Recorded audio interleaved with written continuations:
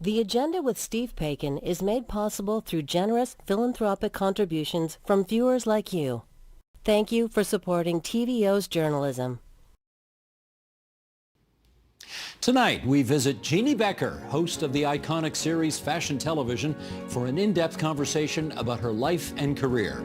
Up first, J.N. Jagannathan speaks to housing expert Carolyn Whitzman about fixing Canada's housing crisis. That's ahead on the agenda.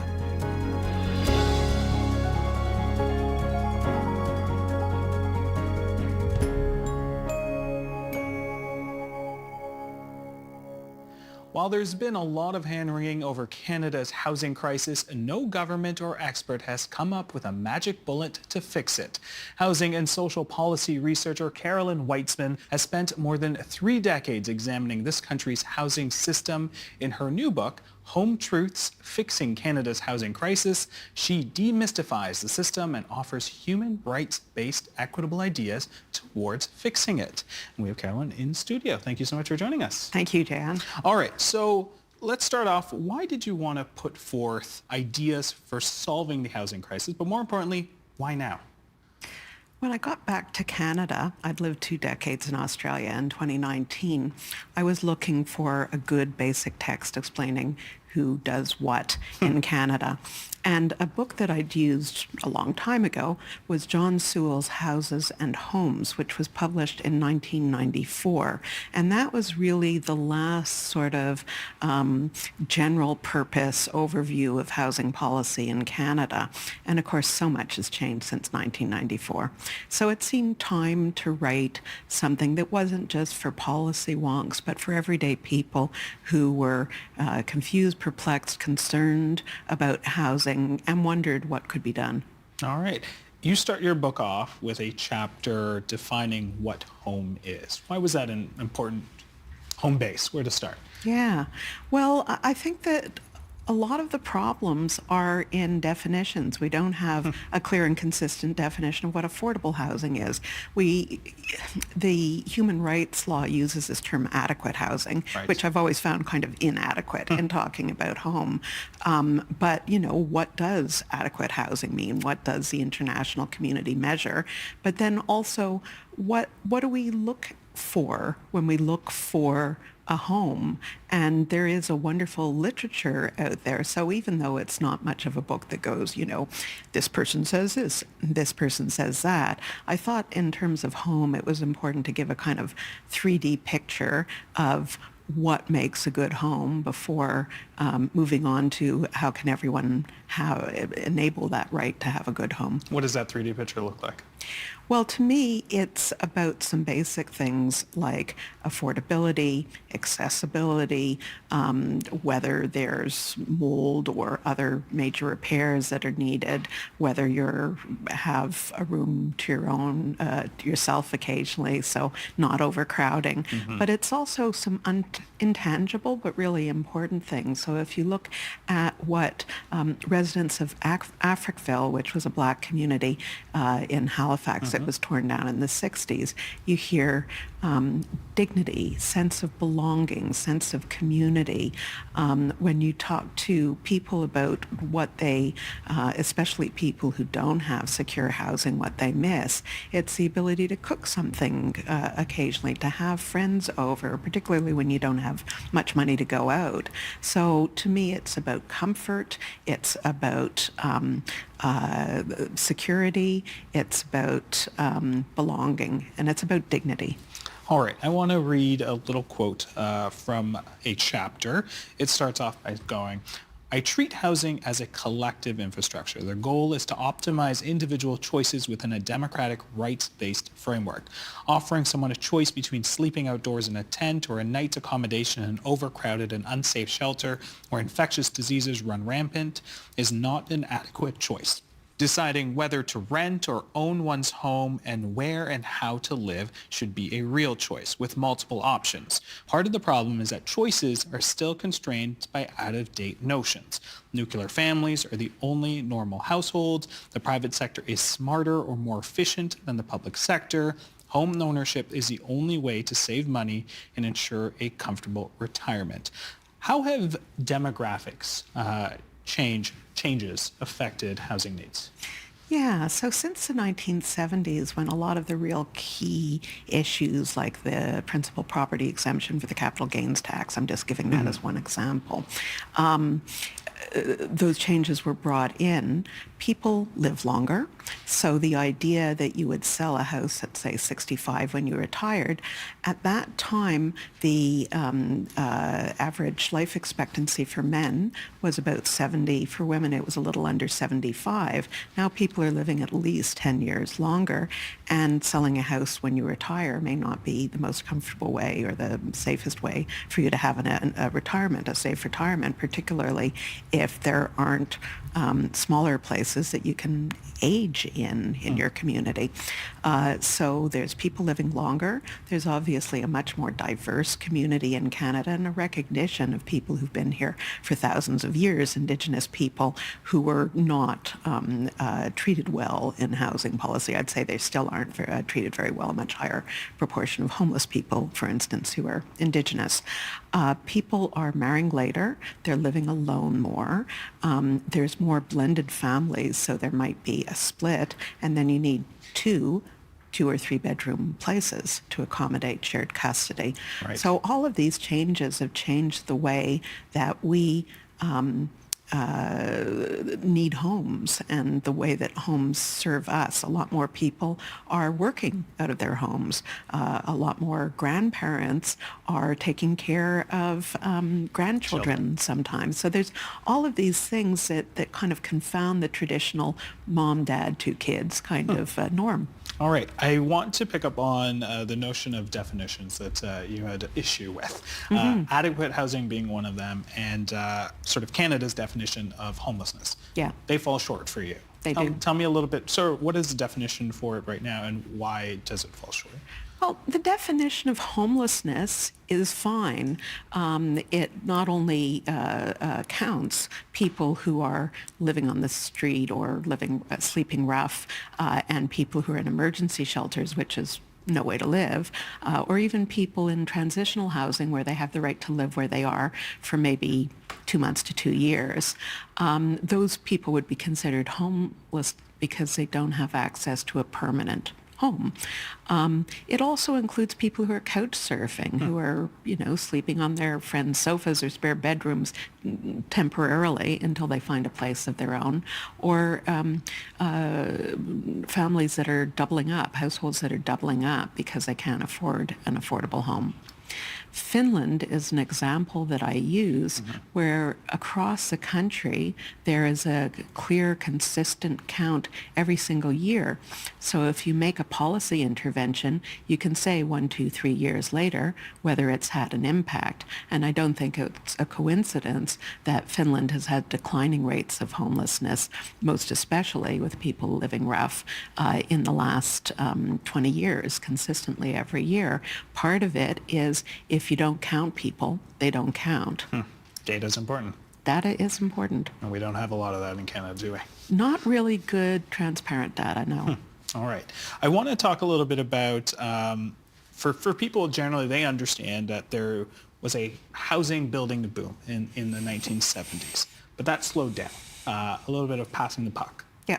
What happened? Why did we slow down? It's a bit of a perfect storm. So a bunch of things happened in the 70s. Some of them were good.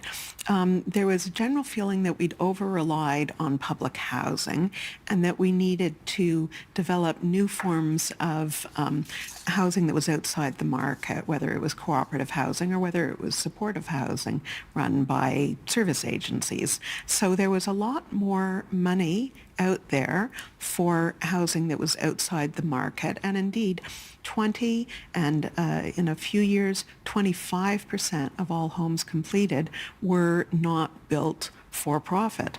But a couple of the other changes in the 1970s weren't that good. So one of the changes that happened was that there was a subsidy program through the tax system.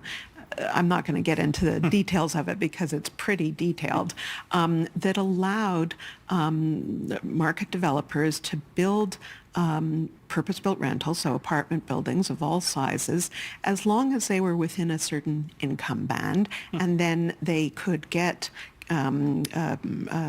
benefits on their taxes if and only if they invested in more purpose-built housing. And that created, what we have today, which are a whole bunch of apartment buildings from the late 50s and 1960s, the early 1970s, and that started tailing off in the 1970s, that kind of security that developers need, that they're going to be getting a certain kind of pro forma working for them, a certain kind of way of planning housing.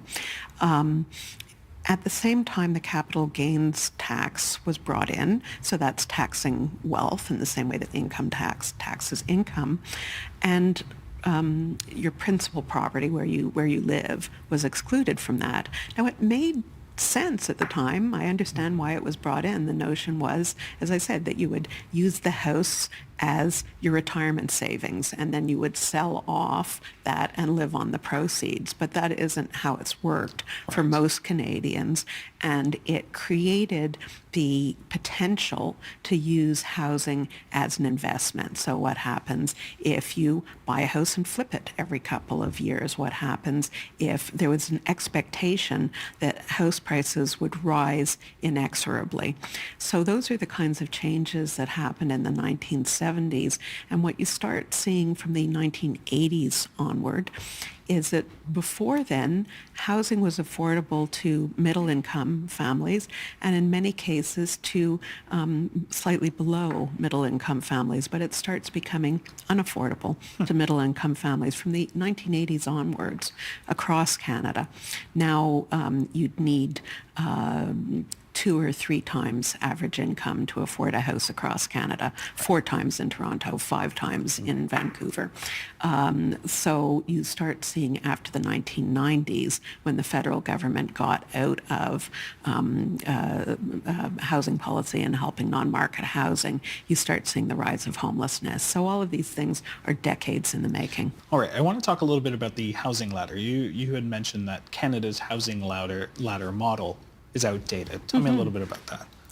Well, if you look at countries like Germany or Austria or Denmark or Switzerland, and certainly Switzerland and Austria and Germany are richer per capita than Canada, you're looking at either majority renter societies or pretty close to majority, pretty close to 50% of households rent.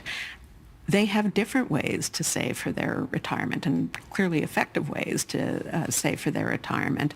They have a lot more flexibility in terms of what jobs they take, etc.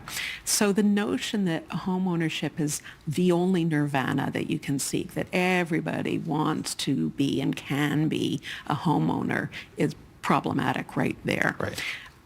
Also, what is on the housing continuum right now are things that just aren't adequate. So if you look at it, it includes homelessness, it includes emergency shelters, it includes transitional housing, short-term housing. Those things aren't, Canada has committed itself to progressively realizing the right to housing. Those aren't adequate housing in international definitions. So really what we should be looking at is a situation where whether you rent or own a home, you're able to save money, you're able to have a certain security of where you live, you're able to move if you need to or want to, or your family changes or your job changes or whatever. And it shouldn't be this huge difference in what your rights are as a homeowner. Not that homeowner rights are perfect, but your rights as a homeowner and your rights as a tenant. All right, I want to read an excerpt that touches on a little bit of what you mentioned. It reads, renters need the right to tenure security. They need predictability about rent increases. They need homes that are well maintained, well heated in the winter, cooled in the summer, without having to pay extra for the right to a habitable home. Most of all, they shouldn't have to subsidize homeowners through an exploitive rental system that feeds pension funds by denying people their rights. There's a couple of things that I want to pick up on there because I'm sure a lot of people don't know about the pension funds. Yeah. But how can renters be better protected? Well, I grew up as a renter. My mother was a single mother in Montreal. We were really lucky because Montreal at the time and now has this sort of plex culture where there's duplexes and triplexes. So when we lived in a place, we lived there 4 years, 5 years, 7 years, and that was taken for granted that we would have long leases, that we would have a spacious two-bedroom home, and that it was close to my school, close to a park, close to a grocery store, etc. That's something that everyone has a right to have, but we haven't been building those kinds of rental accommodation, not family-sized rental accommodation, that's for sure. There's this real, with vacancy decontrol, which is what we have in Ontario. In other words, you can jack up the rents as much as you want if there's a new tenant as opposed to a sitting tenant. Right. There's a real incentive to get tenants to move on, and those are all things that make renting for many people a really stressful, they feel like second-class citizens. And they're right, they are second-class citizens.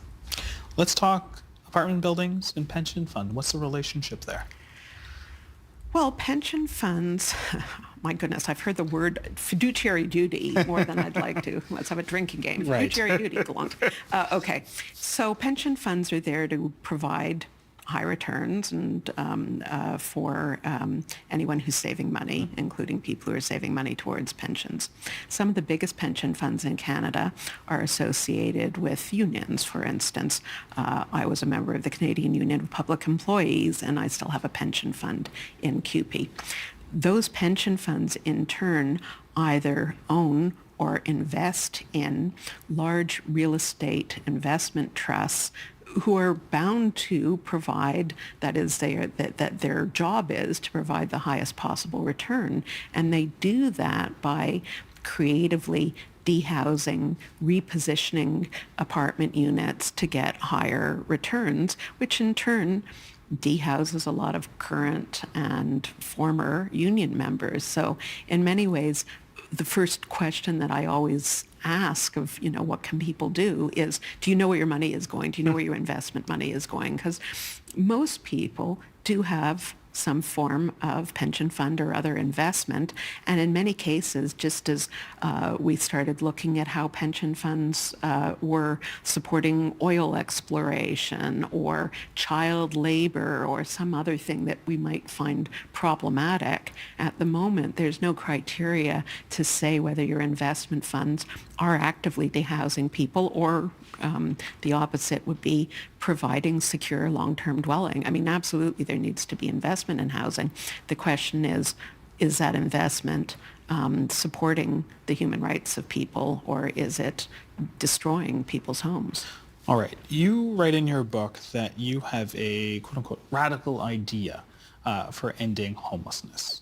Break that down for us. Is it as radical as we think, or is No, I'm being somewhat sarcastic. The idea of housing first has been around for decades, and it's been proven to work. Canada had the biggest housing first experiment under the Harper government about 13 years ago. It was called At Home Chez Soi, and they found that indeed stable housing with regular leases at whatever price people could afford, with services if they wanted and needed services, were a way to keep people housed, and was so much cheaper than the alternatives, which include, tearing down encampments and then people set up tents at another place, or being in emergency shelters and basically having to leave and return every day and not being able to have a safe place to store your possessions, or being institutionalized either in prison or ending up in hospital. So,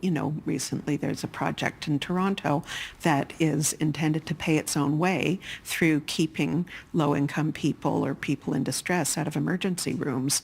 And certainly the research shows that $1 spent in housing first will create many dollars of benefits to the governments that support it over the alternatives. I feel like this might be a loaded question. There's solutions here. Yeah. You're a historian. You just mentioned solutions that have worked. We've seen it work. Why are we where we are today? And I feel like maybe the answer is if there's a will, there's a way, but I feel like it's a little bit more complex than that. Why? Well, I mean, I think there may be a lot to what you just said. I think it is a matter of political will. So at the moment, and I think this is true of a lot of big policy questions, climate change, et cetera, it's too easy to look at another level of government. I often use the three Spider-Men pointing meme, Right. like to go, it's your fault, no, it's your fault, no, it's your fault, and doing that kind of blathering. And I think that people are getting really tired of that blame shifting. I think that there is a strong body of evidence to what's worked in the past, what's worked in other countries. You have to be able to think big. But again, part of the sort of political trap that we find ourselves in right now as a society is we want super quick results. And the thing is, it takes, in the best case scenario, 2 to 5 years to build housing. And it takes, it's taken 30 to 50 years to get us in the mess we're in. It's going to take 30 years to get it out of us. So whenever I hear, and of course we're hearing a lot federally and to a certain extent provincially now, we hear municipally, every municipal election, I'm going to end homelessness. I'm going to make home ownership affordable. I'm going to, X huge goal. Great. Do you have the cojones to actually create the policies that are going to do that? If you're talking about making home ownership affordable, just to give that as an example, does that mean that you're going to create a situation where homes are a third the price of what they presently are? Are you prepared for that? If not, how do you expect in the term of a government, 3 to 5 years, to make home ownership affordable? Are you going to somehow increase, minimum wage or some other mechanism to triple the average income salary? I mean, do you think that, not to point fingers, axe tax is going to do it, Right. So everybody wants 3-word answers to complex problems, and they also want immediate payback. But at the same time, I think there's a lot of resentment, and I think we saw that in the U.S. election, that even though people's incomes were going up, there was that sense that for the next generation, they just don't have those the potential of a safe, secure home. And that breeds a lot of resentment and I think a lot of cynicism about things that clearly aren't going to work in the short term. So, I think that we're breeding a lot of cynicism about any kinds of solutions. I know in your book you lay out a number of solutions, and if I give you all the power, you can tell me what you would do. If I was queen of the world. but I'm more curious as an individual. Yeah. This is a very complex topic. Yeah. It is layered. It is filled with history. It is not a simple solution.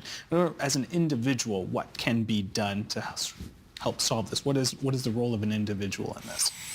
Yeah, well, I already mentioned one of the things, which is look where your investment funds are going if you have retirement or investment funds. Another thing that you can do is speak up. We're seeing more and more voices that are calling for affordable housing in communities where they're being resisted. So at the municipal level, you can become a YIMBY. At the provincial level, we really need voices speaking up about, just social assistance rates that absolutely condemn people to homelessness, landlord-tenant relations that are evicting people into homelessness. So there's a lot that can be done at the provincial level, and at the federal level, just do some targets. So one example that I use from the book is France, where in the year 2000, the federal government sort of took back a lot of the powers that they'd given to the regions, which are the equivalents of the provinces. And they said every single municipality has to have a goal of 20% non-market housing, 20% social housing. It could be public, it could be co-op, whatever. And we'll help. The federal government or the national government in France helps. But if you aren't coming up with a plan that's going to lead to that goal, we're going to step in.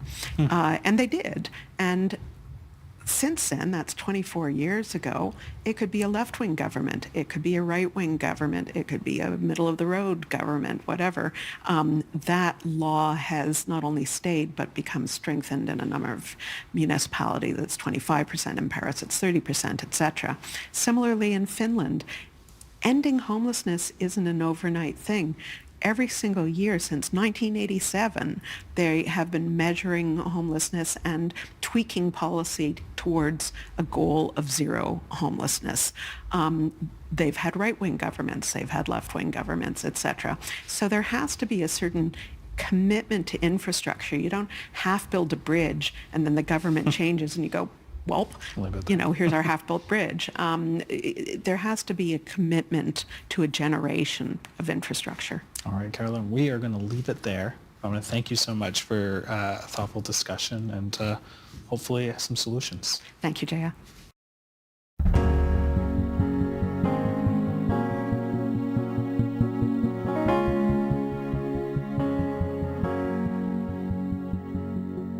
Every birthday, I would wish on my birthday cake that I would have my own TV show. I'm Jeanne Beker. I'm Jeanne Beker. Jeanne Beker, fashion television. Ah, yes. Okay, thanks. Jeanne Beker is a legend, absolute legend, not just here, but all around the world. Your memoir, thoroughly enjoyed it. It was really a wonderful read, but you've structured it in a very interesting way. It's not sort of a standard chronological order, here we go. You've structured it around pieces of wardrobe, which of course makes great sense for you. This amazing suede and leather jewel-encrusted dress was gifted to me by the House of Dior. Why'd you do that? How'd you come up with that?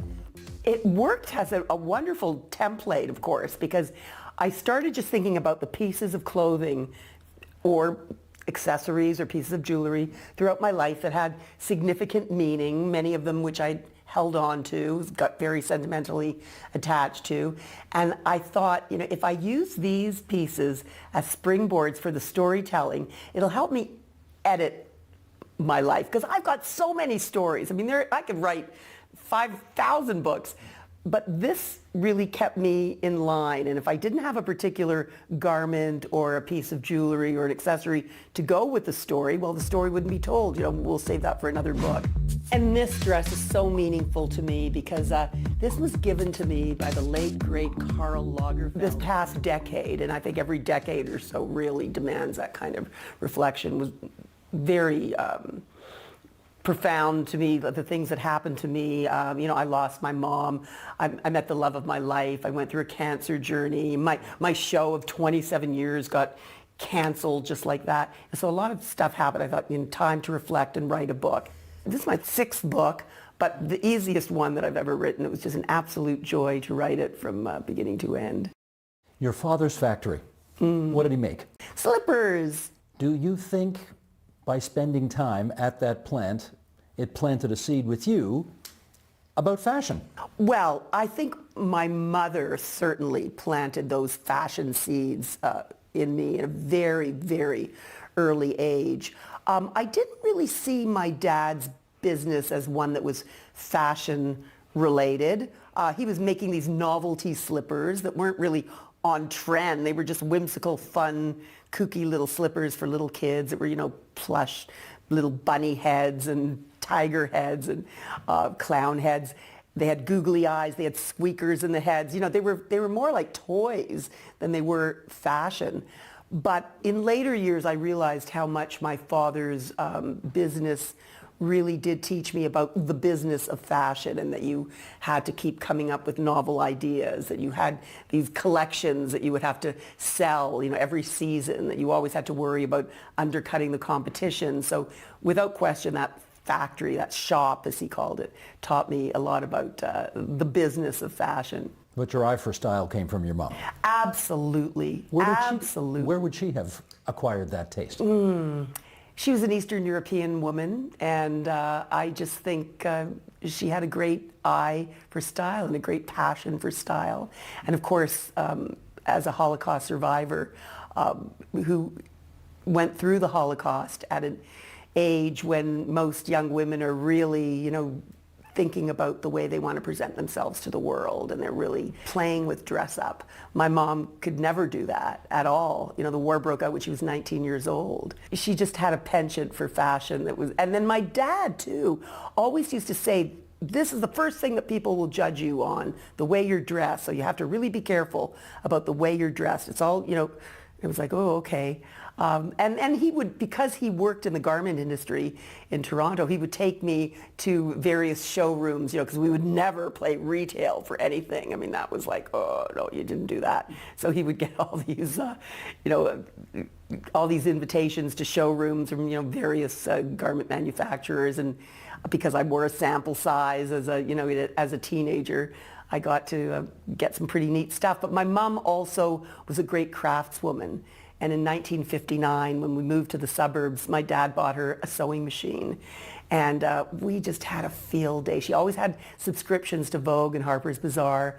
And my sister and my mom and I would sit there and pore over the pages and dream about all these fantastic designer frocks that, of course, we could never afford to buy, but my mom might be able to replicate them somehow. And we would go to this wonderful fabric emporium in downtown Toronto called Stitsky's. It was like a Mervis Street Village, you know, right around Bloor and Bathurst. And we would spend days there looking at all these great fabrics and buying patterns, and my mom would whip up fantastic garments for us. This gown was made for my mom by her German dressmaker, Mrs. Olsen, and it was one of her prized wardrobe possessions, and when she couldn't wear it anymore, she gave it to me, hoping that my daughters would perhaps resurrect it and wear it. I do want to go back and talk more about your parents' background, because based on the discussions I've had with Holocaust survivors over the years, you can almost divide them into two different camps. There are those who want to talk about it and want to impart the stories to their kids, and there are others who feel they can't burden their children with that much heaviness, and they never talk about it. Your parents were in the first camp. What impact did that have on you, having to listen to all of that? Well, my parents, I think, really, because they both lost their entire families in the war, and they lived through the war together on the run the entire time. Thankfully, they weren't in concentration camps, but hiding in bunkers, underground cellars, attics and barns, and just depending on the kindness of strangers, really. And they were very tenacious, and obviously they were very fearless. That was my dad's motto, you know, don't be afraid and never give up. And I think by the end of the war, they realized that was the way to live a life, that you had to be fearless and you had to be tenacious, and they were hell-bent on teaching that to their kids. So they told us a lot of war stories, and maybe also not so much just to teach us about, you know, how dark a place the world can be, but because it was very therapeutic for them to talk about it. They didn't have a lot of people to talk to. They, you know, their families had all been decimated. I mean, it was just like my sister and I. So as, you know, two young girls, we would sit there listening to these war stories every night after dinner. I mean, I remember as a 5-year-old hiding under the bed because I didn't want to hear any more war stories. But now, I thank them for telling me those war stories and being that open about it, because I think it's those, you know, tales of toughness and tenacity that really help make me who I am. And my mom was also adamant about speaking to high school groups. She would go out there a lot, and it was very painful for her to talk about that, but she knew she had to keep those stories alive. Okay, I'm going to take you to your teenage years here, and I'm going to show you a picture. And I want you to tell me, at a Ronnie Hawkins concert in 1969, who is this girl in the yellow top, and what is she doing on stage? Well, darling. And it wasn't merely a Ronnie Hawkins concert. This was they called it the first Toronto Pop Festival at Varsity Stadium in 1969 in the summer. And there were 60,000 people there. And I got a ticket to go with my girlfriend, Esther. And I decided that, you know, this would be a good place to flaunt my stuff. I don't know. I always wanted to be famous. Can I tell you? Yeah, I mean, I just did. I don't know. Ever since I was a little kid, I grew up with TV. I wanted to, be like Lucille Ball or, Captain Kangaroo or somebody. That's all I ever wanted. So I always thought I could get discovered. And so I actually had already started working professionally as an actress the year before when I was 16. But, here I was 17, going to my first, pop festival. And I wore this little yellow bikini top that had little black pom-poms on it. And I actually had a big yellow shirt that I wore over it. But when I got to my little spot on the ground, because we sat right up near the stage, and Ronnie Hawkins came on stage and started singing Hey Bo Diddley, I just got up and I started boogieing my brains out because it was just a feel-good thing. And all of a sudden, Ronnie saw me and he points over to me, it's like, hey, you, come on up here. And I'm thinking, you talking to me? And my girlfriend Esther is going, yes, he's talking to you, go, go. And she's like pushing me to go. And before I knew it, these cops were helping me up on stage. They put me up on stage. I whipped off my yellow shirt because I thought, I've got a great little bikini top under here and I'm going to shake those pom-poms. And I started dancing my butt off. And it was just, my brush with greatness. It was a wonderful, wonderful feeling. New music and fashion television were really groundbreaking shows when they came out and lasted for a long time.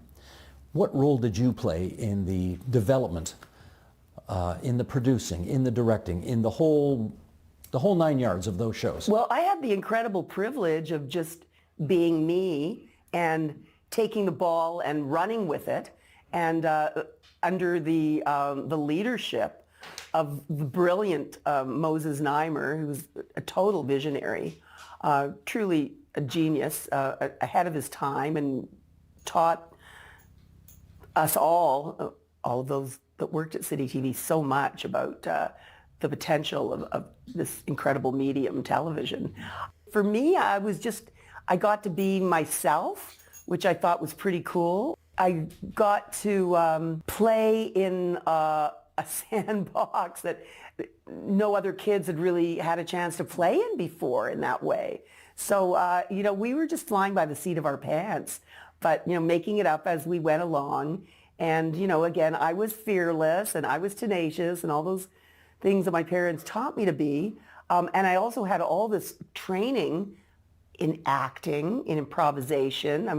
I was even a trained mime artist, so I was aware of communicating in a theatrical kind of way that I think, suited the medium. Sometimes maybe not so much. I had to maybe play it down a little bit, but I could have fun with it. I mean, there was an irreverence to the way we did stuff that I think was quite welcome. And I never pretended to be anything that I wasn't. I was a stranger in a strange land. I was always in that world, but I wasn't of that world and didn't pretend to be. So to be able to take viewers by the hand every week and show them what that scene was really like, behind the velvet ropes, or like blow away some of the smoke and mirrors, both in music and in fashion, was really a great joy. You're going to interview Paul McCartney, and you got to figure out, what am I going to wear to an interview with Paul McCartney? How did you figure it out? Well, I thought, okay, Paul to me was my first love. I mean, I grew up with a poster of him over my bedroom wall. Like, I went to see the Beatles in 1963 because I was 13 years old. The second time they came, yeah. Okay. And I was just a total Beatle maniac. So when the opportunity to interview Paul McCartney came along, wow. It was just after he had done a film called Give My Regards to Broad Street, which wasn't really meeting with critical acclaim. But he was giving these junket interviews for the movie studio at the Plaza Hotel, great place to go to meet a Beatle. And I thought, what am I going to wear? And I really had this romantic vision of Paul was just such a grounded guy. So I thought, I'm going to wear this plaid flannel roots shirt. so I could sort of look like the girl next door. But I'll team up with these, trendy, these big voluminous parachute pants, and I had these edgy metal earrings on. But I thought there was something comforting about this plaid flannel roots shirt, which was, ultimately Canadian too, of course. And I walked into the interview, and voila, there was Paul looking like, oh, so gorgeous. And he was wearing a plaid shirt, double plaid, because he also had a plaid blazer over the plaid shirt. And it was like, this is kismet. We're talking the same sartorial language here. How did you end up interviewing Andy Summers of the Police in a bathtub? Well, initially, when I first interviewed Andy Summers of the Police, it was in the very early 80s when the Police, first came out. And he was a very kind of naughty, very funny guy. And I had the opportunity to go to his hotel room and interview him with my new music cameraman. And he suggested that, let's do something really different here. Why don't I get into the bathtub and you could interview me in the bathtub? And I went, ooh, oh, okay. So I sat on the side of the tub as Andy was in the tub. But he had a little bottle of bubble bath, and he had put it in the bathtub, trying to hide his privates. He was wearing a T-shirt on top, nothing on the bottom. And partway through the interview, the bubbles started to dissipate, and you could kind of see his junk, and it was like, ugh, get me out of here. But we did the interview. It made for great television, and that was that. So fast forward like 20 odd years later, and I'm at that point hosting fashion television. And you're how old at this point? I was like in my mid-50s. Okay. A mother of two. Mm-hmm. And here I am covering lots of photographers as well as we did on fashion television. So Andy came out with this book, a photography book, because he was an avid photographer, of great backstage shots. And I thought, wow, we should have him on fashion television. It'd be great to, to meet up with him again after all these years. He said, but this time, Andy wants to get into the bathtub with her as well. Like, she's got to, like, what? So I'm like, whoa. I mean, on one hand, it's like, this is going to make for great television. My producers would love it. This is so great. But how am I ever going to do this? And at my age, am I going to get into any kind of a bathing suit and get into a bathtub with a rock star? My mother, of course, was like, don't do it. Are you crazy? Who does such a thing? But I went to the shoot with a giant bottle of Mr. Bubble, because I knew, if we were going to get into a tub, we had to have lots of bubbles. It was just the best interview. He was going on about the meaning of art and life, and we had ordered Cosmos from room service, and Andy lit up a big fat joint, and this before it was legal. And he's like, takes a big toke, and he's, sipping his Cosmo, and he throws his hair back, and his hair gets on fire. The little votive just ignited his hair, and I was like screamed. It's like I dropped the microphone. Oh, for sake, did we get that on camera? Thank God we weren't electrocuted, and that was the story. And then we just resumed after that. That's the positive side of an interaction with a rock star. Mm-hmm. There's another story where the interaction wasn't so positive. Iggy Pop. You really went after him hard and gave him HE double hockey sticks. What happened there? Well, I mean, I went after him hard? What do you mean by that? Well, I mean, he started to get very obnoxious with you. Obnoxious. And you told him to basically... Yeah, I just wrapped it, I think, in a very cool, calm, and collected way. I wasn't going to stand for that crap anymore. A few months before this interview opportunity with Iggy Pop cropped up, I was at a festival called Heat Wave with him, and he was really coming on to me, and he was being very, friendly to me, and we got along really well, and I knew that Iggy could be very difficult, so my producer was thrilled that I managed to get some great sound bites from him. And so then a few months roll by, and I'm at my parents' house. It was a Friday night, and I'm over there having a Friday night dinner, dressed very conservatively. I mean, that's the thing. I've always seen clothing as costume, I guess, in a way. So you always sort of want to dress according to the act that you're going to be appearing in. So we know at my parents' house, of course, I would, wore some very conservative, I remember the olive green suede pants and a little red cashmere sweater. And I mean, it was the 80s. I'd gone there in my big fox fur coat. Ugh, never would wear that now, but hey, it was the 80s. So I was, there having a very pleasant late night dinner with my parents. And I get a call from my producer, John Martin, the late, great genius John Martin, who always, was putting me up to things. Okay, we just got a call from Iggy Pop's people, and he will give you an interview if you go down to the Danforth Music Hall where he's just wrapping up his show. I said, but John, I haven't seen the show. I feel awful just like parachuting in at the last minute to say, no, Iggy's going to give you the interview, and, I know you'll get a good interview with him. Just go, go, go.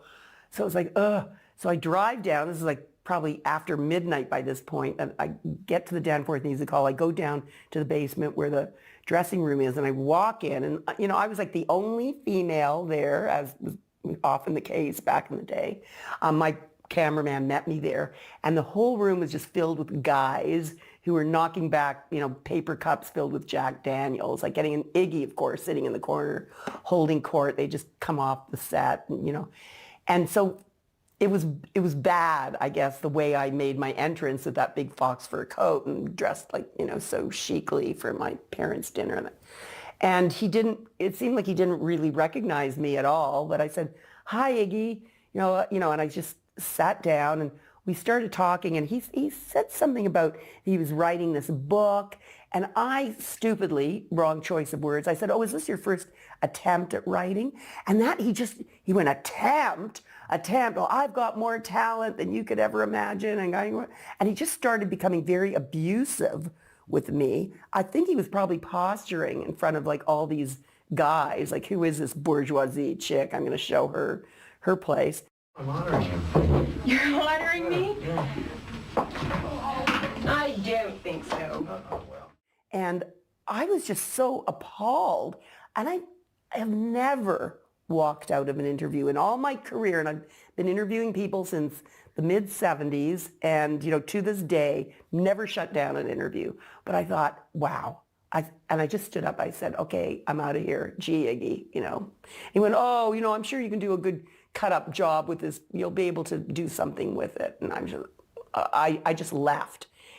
I was mortified because, of course, it made for great television to have the great Iggy Pop putting me down. And I had a lot of detractors back in those days, too. A lot of people who just didn't give me much credibility. They just thought, she doesn't probably deserve that job to be interviewing these rock stars anyway. And they were, all these guys, I'm sure, were rubbing their hands in glee that Iggy had put me down. And my producer, John, of course, was thrilled with the footage, and he put it on TV. And I had all these people like, Iggy Pop really put Jeanne in her place. And I was so embarrassed, and I just felt dreadful about it. And then the thing ended up on YouTube, and it had like thousands of views. But recently I went back to look at that interview and the way I, handled it. And I thought, damn, I'm pretty proud of myself. There I was just probably, early 30s at that point. And, I had the confidence to stand up to someone like that, and on camera and just say, I'm out of here. So I'm really proud of myself. So in that way, it did end up being a great life lesson for sure. And an interview that in a crazy kind of way, I am proud of. Linda Evangelista, the supermodel who wrote the foreword for your book, she said you were the first person to actually want to get the views of the models and not just the designers. Where do you think that came from? Well, it was the age of the supermodel, and they were the leading ladies. The designers were like the directors, and these gals were their leading ladies. So of course we wanted to give them a chance to say something. And happily, back in those days, a lot of those gals really did have something to say. They were great personalities. They were encouraged to be great personalities, the era of the supermodel. It became a little bit different, as the years went by, and, models should maybe be seen and not heard, and people didn't really care about them the way they cared about them during those early years, because they didn't want them to overshadow the clothing, because in a way the supermodels became more interesting than the creations that were coming down the runway. And designers sort of didn't like that after a while. But I just always wanted to expose the humanity behind the artistry. And I did see many of these great models as performance artists. And I thought that, they were caught up in such a crazy kind of world. They've got to have something interesting to say. And they certainly did, so many of them. They were great. Okay, let's talk about the scariest moment of your life. You got a cancer diagnosis. Did you know you were going to make it? No, how can you possibly know you're going to make it? Well, you kept asking the doctor over and over, right? I know, Am I going to and make of course they say, oh yeah, you'll be okay. But then they're probably just saying that because how does anybody know if anybody's going to be okay at any time, no matter what? You just don't. And cancer is a funny thing because it manifests itself in different ways and to different, extremes. And some people really manage to recover and some medications really work for some people and they absolutely don't work for others. And everyone's case is totally different. That's one thing. You had surgery? You had surgery and chemo and radiation. Yeah, at first I had chemo to try and shrink the cancer. My doctor did explain that if I had chemo first, they could see whether the chemo was working. They could see whether the chemo was shrinking the tumor, and that would be a good thing. Whereas if I just had the whole tumor out and then they gave me chemo, well, they wouldn't really know what the chemo was doing. So I thought, okay, I'll be tough and opt for that. Of course, I asked my brilliant doctor at Princess Margaret Cancer Center, Dr. Tanamir, I said, well, what would you tell your mother to do? Or what would you tell your sister to do? And he said, well, if it was me, yeah, maybe I'd go for the chemo first. So I said, okay. So I had 12 rounds of chemo that summer, every week, that was like 3 months. And I went through that whole summer going down some rabbit holes every once in a while because I thought, I've got this thing inside me and, I can't wait to get it out. I can't wait for the surgery. But as I went for my regular checkups, they found that the tumor was shrinking. It was like a 3-centimeter tumor, which is pretty sizable, but it was shrinking. By the time I had my surgery in the fall, the tumor had practically been eradicated, which was great. There was hardly like anything left of it. So that was really good. But it was scary. It was the most extraordinary year of my life. It made me a bigger, better, braver, wiser person for sure, no question. And I didn't see it as a test. Some people it's the universe testing me to see if I can make it through this. I thought, no, this is my chance to prove to myself that I'm all those things that I always said I was, that I am fearless and that I am tenacious. And I am going to get through this. And I made the very conscious decision that I was going to live in the light and leave fear on the table because I just love my life so much. Love it still, loved it, back then as the stories prove. But I just figured I love my life so much. I don't want to let fear rob me of, and even if I only had, God forbid, 6 months to live, I want to live in the light. There is a picture of you in the book getting treatment, and you've got the biggest smile on your face like you're about to go off to Disneyland or something like that. Now, you could have chosen any number of different pictures, but you went for that one. Yeah. How come? Well, because I want to promote positivity. But you're getting treated for cancer at that moment. Okay, but you can be positive about it. And how lucky that I could be treated for cancer. And how lucky that my cancer was found early. So it was not only treatable, but curable. How lucky that I have a place, like Princess Margaret and these doctors, and nurses and technicians and everyone that works in that building are like bona fide angels. How lucky that I live, in Canada in a place where you can get that kind of treatment.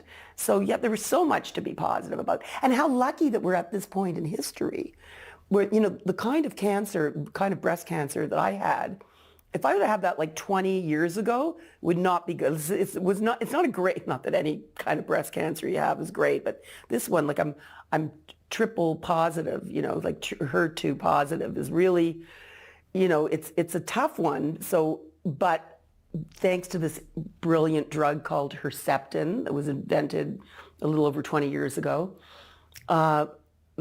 it really helps keep things at bay. How long are you cancer-free now?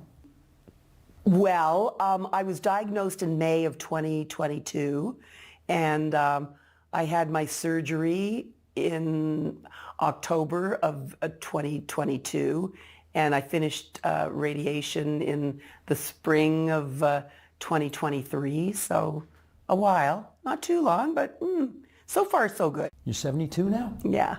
How's life? Good. It's good. Yeah, it's good. It's great. It's great in terms of the work that I love so much, and I still get to do it.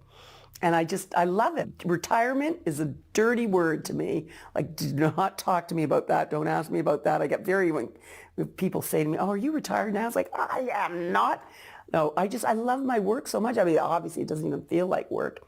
And it's very multifaceted, and it's there's just so much variety in the stuff that I do. And I'm working on this big museum show that I'm co-curating that will open in 2026. It's all about my career at Calgary's Glenbow Museum called Obsession, the Unscripted Life of Jeanne Beker. I mean, on one hand, I feel like, am I some kind of dinosaur? They're putting me in a museum. But on the other hand, how wonderful to have reached that point where I can really share so much of what's happened to me in this magical, magical life of mine, and try to encourage the next generation to dream and dream big and believe in their dreams and don't be afraid and never give up, just like my parents taught me. Jeanne, you're blessed. Thanks a lot for this. Oh, thank you. I'm blessed that I had you here asking me these questions. You're a brilliant interviewer. We're cutting that out. Thank you so much.